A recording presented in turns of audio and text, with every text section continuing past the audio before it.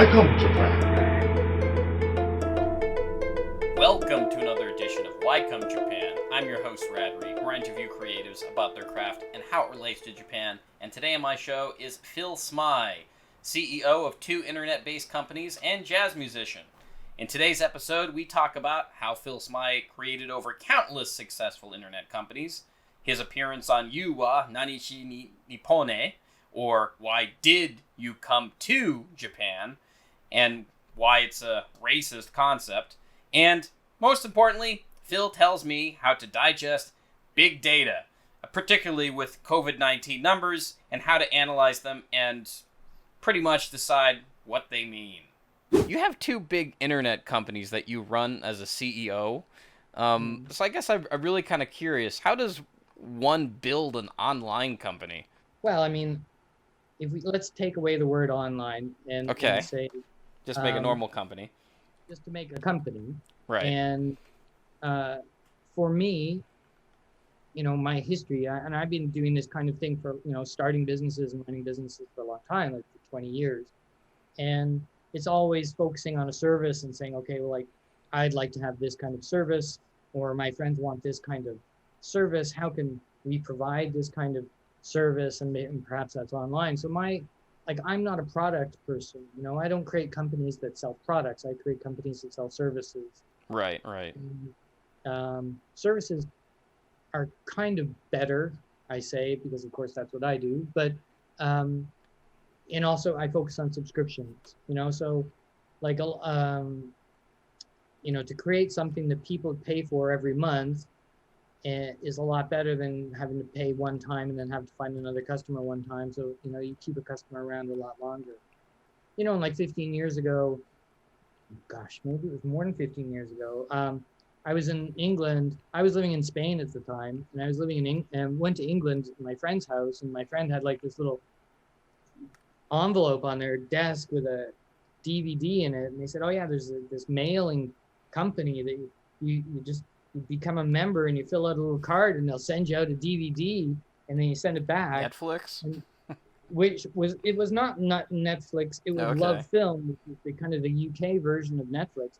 And on the flight home, I said, man, I would love to have that because I love movies and I would love to be able to get all these movies. But where I lived was not close to a video store and the selection was very bad and everything.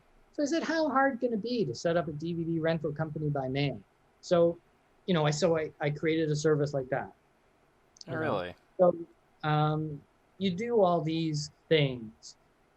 For me, just with a focus. And I never focus on how can I make money. It's how can I provide a service and hopefully people will pay for that. But sometimes they don't. A subscription model is the only way to go. Like for me, I only think about creating things that are subscription based. I have a new website that's launching hopefully before the end of this month. It's another kind of subscription servicey type thing that does data audio processing. And I had a company, I was a founding partner of a company 10 years ago that was the Netflix of toys, and we rented toys. And that company did all right. That company was on Shark Tank. Oh, in the States, and we got investors from Shark Tank, and that sunk the company. But that's another story. But what? Okay, go on. So that was the Netflix of toys, and this idea of renting things that you normally would have to buy is a great idea, and so the Netflix of X is, there's many possibilities there.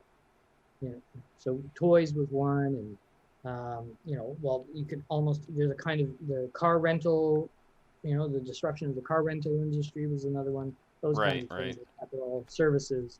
So you own 2 companies. One of them is like based upon Amazon, and it's.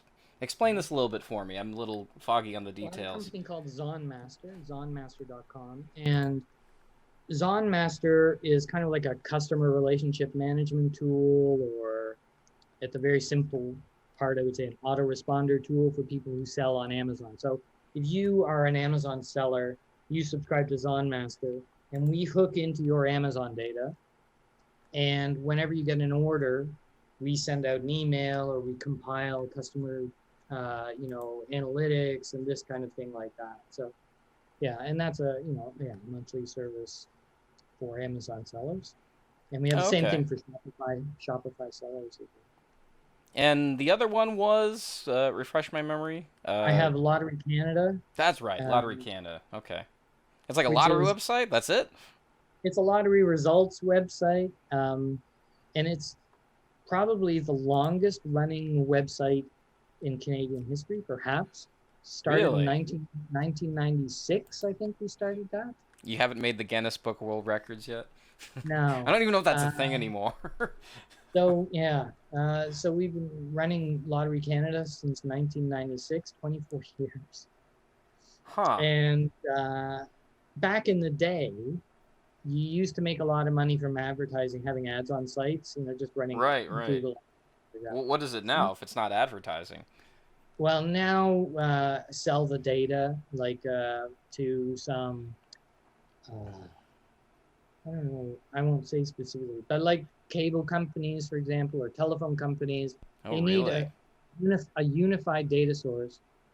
And also, Lottery Canada is one of the only, perhaps the only source of all lotteries in Canada, because Canada lotteries are run provincially, Mm-hmm. and so those are actually separate lottery corporations. So we pull in all the data, munge all the data, and then if you're a nationwide cable company or telephone company or whatever, and you want to provide that information like on your whatever, like you have an information screen on your TV or information channel, and you want to put the lottery numbers on there, you want to get them for the whole nation. So we sell those numbers out.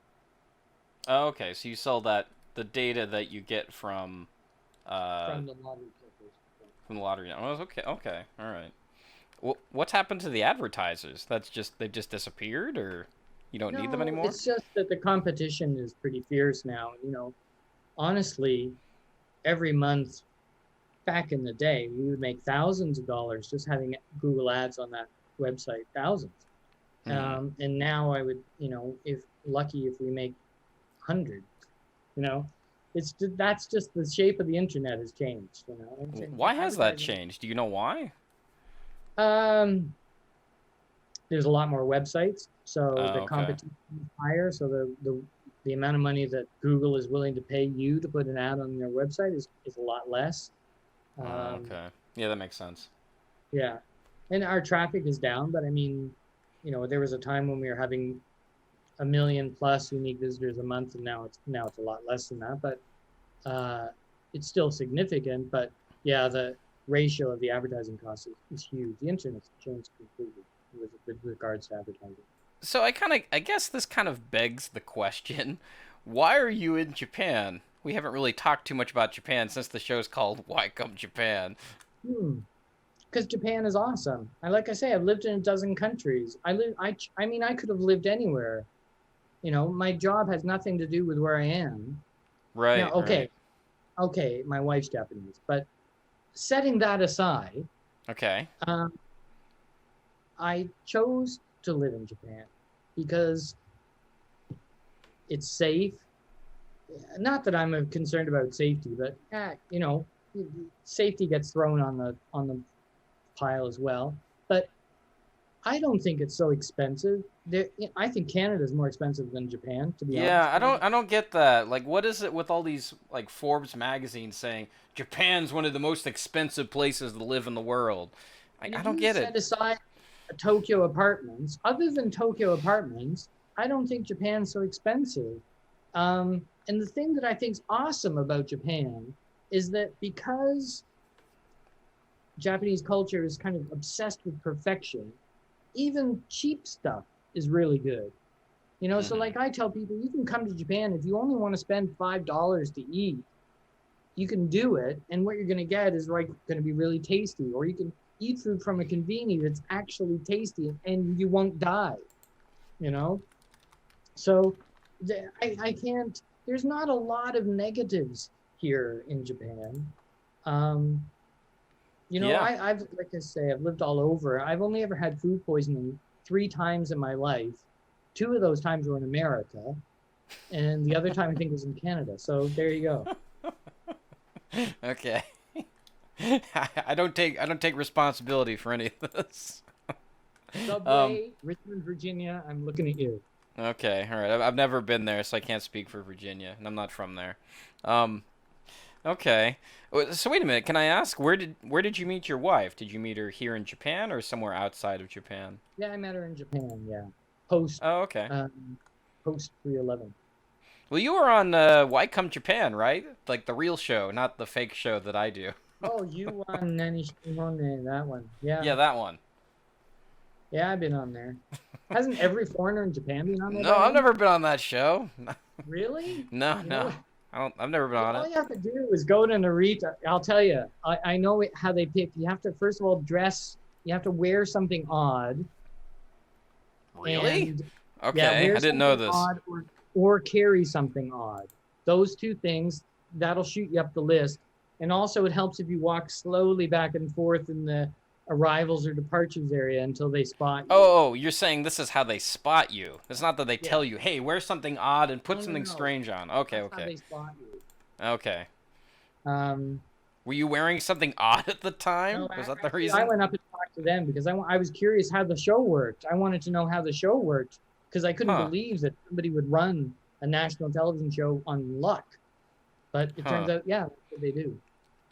What's your whole opinion about the Why Come Japan show? Do you have any, Well, like... I mean, I guess they're hurting now, aren't they? I mean, I don't know what they're going to do Yeah, now. probably right now. They're probably really hurting. It's like, oh, how many repeats can we do? But you know, well, okay. So when I was on that show, I can't remember if it was in the segment or not, but so I'm talking with the guy, and I said, oh yeah. So they're talking to me, and I said, oh, you know, at the time I just finished my master's in film, and I'd actually written something about that show in my master's. Oh, really? And so we were talking about that show, and they said, oh, that's really interesting because we're thinking about, can we sell the concept to other networks and, you know, around the world? And I said, that's probably going to be pretty difficult because anywhere else in the world, the show is so incredibly racist. It probably wouldn't. And they were just like, huh?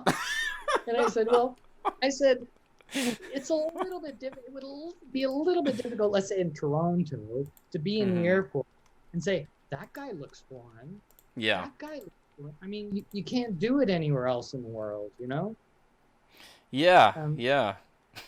And they were like, and I thought, obviously they've had this conversation about selling the concept quite high up the ladder, you know? Right, right. And the looks on their faces, I'm just like, really? You didn't ever think about that? That you can't just say, I bet that person's a foreigner. You know? That's not going to go over well in a lot of countries. Well, what's interesting when I come across racism here in Japan, I often find that it comes from a lot from ignorance rather than like, you know, like they're intentionally trying to be racist. Yeah. Well, I think racism, unfortunately, it's a part of the human condition. You know, it's because it comes out of ignorance. And, you know, I live in this town of 50,000 people. And as far as I know, you know, I'm the only white guy here. Mm-hmm. And so, of course, I'm going to get looked at and, you know, or whatever. You know, I always joke that, you know, I've lived here so long that I've factored into the directions, you know, and they say, okay, drive down, you know where the white guy lives, turn left, that kind of thing, you know, because I'm the only one, and that's fine, you know. And I think some people can't cut it. Some foreigners can't cut it in Japan because they don't like being an oddity. And you just have to accept that, okay, maybe in Tokyo that's not the case, but everywhere else outside of the big cities, you're going to be an oddity, you know? The main reason why I wanted to have you here on the show was because I found your Facebook page through a follower of the show who was, he told me, like, because your Facebook page in general claims that you're an expert who knows how to deal with big data. And, like, when I see words like big data, what's that? do I use the word expert? Or all right, okay, not expert, but you Okay. used the word big data, and so Yeah, that was okay. enough to like say, okay, good, because I don't have time to look at big data, and I don't know how Yeah, to like analyze this and like look through. Like I need someone who's a big mama bird, metaphorically speaking, to eat all of the data up and then puke it into my mouth, quote unquote. Because that's what mm, mama birds do. For right. someone who has little knowledge about big data and how to analyze like COVID-19, Right. information correctly, like what's the simplest way you could explain this to somebody? I mean, there's kind of many aspects to what big data is, and people still argue what big data is. But in this particular case, what I'm saying is you take the general statistics, compile as many statistics as you can possibly get, um, and you abstract those down to try and see overarching terms, and also to try and relate slightly different sets of data.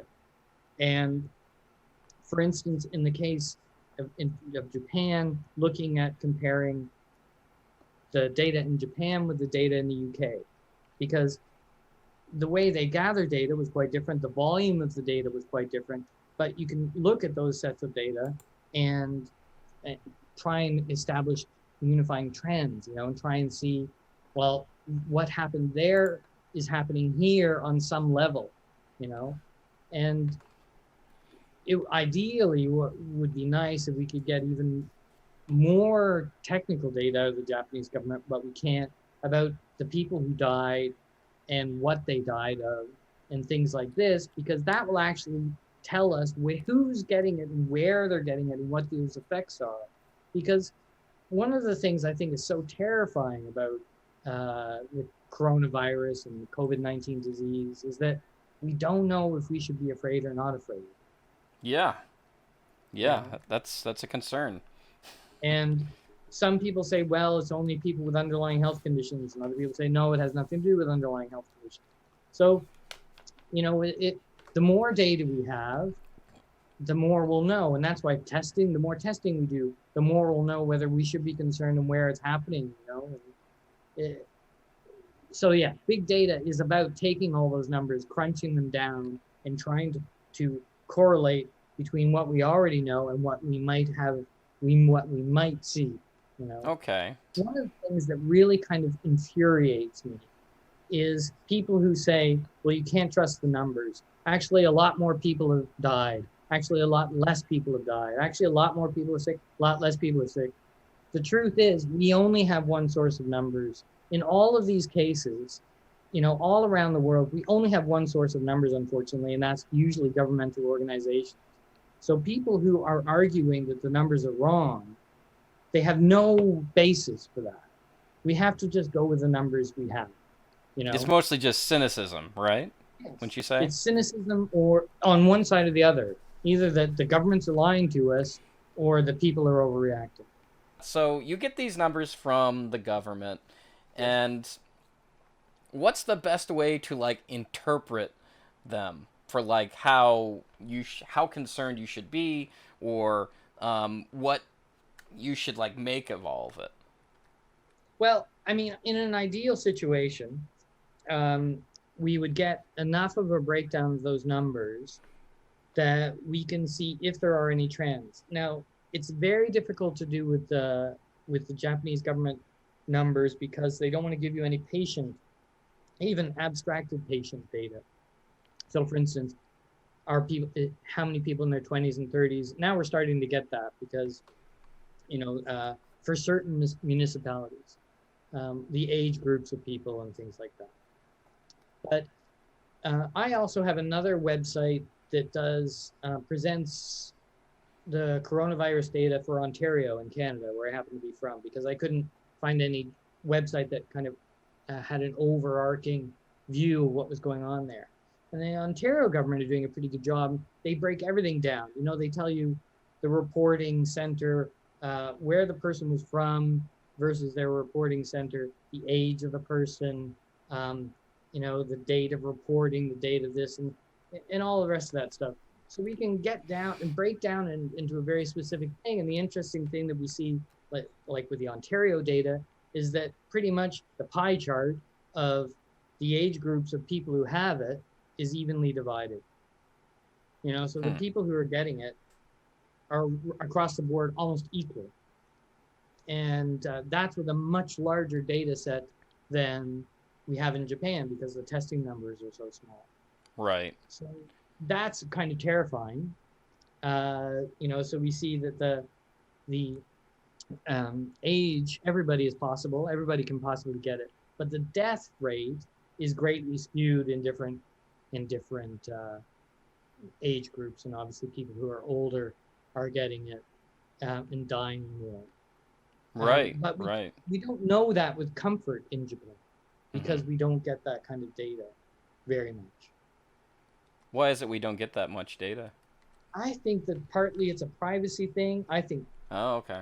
I think privacy is an excuse. But I think, it's like Japan is very good about tracking pneumonia deaths. It's one of the few countries that really tracks pneumonia death very accurately. And so if we looked at the numbers of pneumonia deaths and the numbers of deaths here, we should be able to compare and see if there's actually an uptick of death and all the rest of that stuff. But the government fought the quote unquote early release of the pneumonia figures because they said, no, we release the pneumonia figures every 2 years and we're not going to release them early, even though that would, either relieve or increase the anxiety about whether there's actually more people dying. So you have a weird, in Japan, you have this whole thing, that's the way things have always been done. And, that's the tradition argument, right? Yeah, it's the tradition. And the fact that you have a tradition argument about releasing the, pneumonia figures is bizarre to me, but there you go.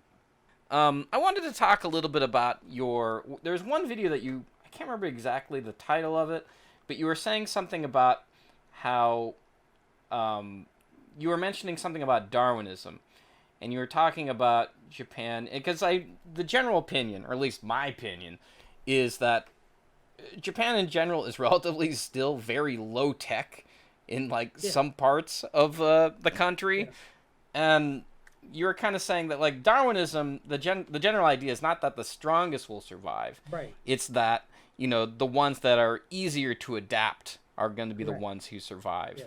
So with this in mind, if you had to be let's say you're Nostradamus, you're Japan Nostradamus, what would you have to predict what we'll see, or what do you think Japan will have to do to adapt, with this COVID-19 crisis? Because I don't think it's going anywhere. I think we're going to be dealing with this for quite some time. I think that's a very, I'm interested that you brought that up, because it's very true that thing about Darwin, not being the strongest, the most adaptable will survive. And Japan is kind of like the master of that, and one of the things I've always found fascinating in Japan is their ability to bring along the past as they move into the future, and the way that their religious beliefs are fused into their culture, it's because I don't know a lot of Japanese people that go very often to temple or shrine or anything like this, but the concepts of those religions are so deeply fused into Japanese culture that they're acting those ways, and it's fascinating the way Japan brings everything along, in the back of the truck as they move forward. So I would never discount Japan's abilities to survive something like this, and to survive it in a way that they want to, or will convince themselves that they want to survive it. The Olympics is a classic thing. I mean, I don't think the Olympics is going to happen. I think they should just give it up, or maybe, I don't know. I think. Well, for me, this fascinating parallel, 80 years ago, Japan also was supposed to host the Olympics, and that got canceled. Did it? We had this war thing happen. Oh, right. Yeah, that's right. That's right, yes. So Japan is the only place to ever have the Olympics canceled twice. So There you go. Well, not canceled But yet. They've just been postponed for now, right? okay. But in 1940, Not to be the that Olympic, guy that corrects you all the time, but the IOC said, okay, we're not going to hold the Olympics. So Japan just held the Olympics and just changed the name to the East India Games and East Asia Games, Mhm. and whoever, and because only people from around here showed up. So Mhm. I think that next year we might see the second East Asia Games. I think that Really. if there's no way that those Olympics are going to be canceled, they are going to be held in one form or another. Mhm. Now, they may not be held as the Olympics. I think they will be held as, if they can't be held as the Olympics, they'll be held as something else. And they Hmm. will just say, you know what? It's fine. We held the games. We built the stadium. Fine. And, um, Japan is great at that. And I'm not saying this to kind of be sarcastic or facetious. I honestly think that they have this ability to adapt in a most unusual way. Huh. It, to have robots serving your food but still deliver everything by fax machine, boggles the mind. Yeah, That's it but really does. It really does. yeah, Sometimes it's hard to accept the contradiction at some points. yeah, It drives you nuts. yeah. It's a fascinating. I mean, that's one of the things I love about living here. I used to say, especially, I mean, language is difficult, but before I could speak any Japanese, I used to say like 80% of the time I had no idea what was going on, you know. Mhm. And now speaking some Japanese, maybe it's only 60% of the time. I may know what's going on, but I Right. have no idea most of the time why it's going on. I don't Right. know why we're doing this, you know? And I think it's fascinating, like, to live like that. Okay, it is now that time to tell you where you can find Phil on the internet. Go to zonmaster.com if you sell on Amazon. If you shop on Shopify, be sure to go to the Shopify app for Zonmaster. If you live in Canada, you should be going to lotterycanada.com. If you are interested in using AI to generate your podcast or audiobooks, you should go to podchuck.com. Go to Bookmatch if you are an author and you want to promote your books using crowd promotion services. You should go to bookmatchplug.com. And finally, go to Jazz Samurai, his YouTube channel, where he plays some pretty decent music. All links are below in the description. And now to do a few of my own plugs, be sure to like this video if you're watching on YouTube. Be sure to subscribe and make sure the notification bell is on. If you're listening to this on a podcasting platform of your choice, whether it's Google, Apple, Stitcher, or Spotify, be sure to give us 5 stars and write a review. Those really do help. If you like memes, be sure to check out my Discord. The link is down below. If you like Gabia Girls or updates on this show, that's a great resource right there. If you want to watch the show live, be sure to follow me over on Twitch. I do these shows live when I can. There's no real set schedule. Anyway, so until then, I'm Radri, and I'm Phil. Hey Phil. Yeah. Hey Phil. Jesus, man.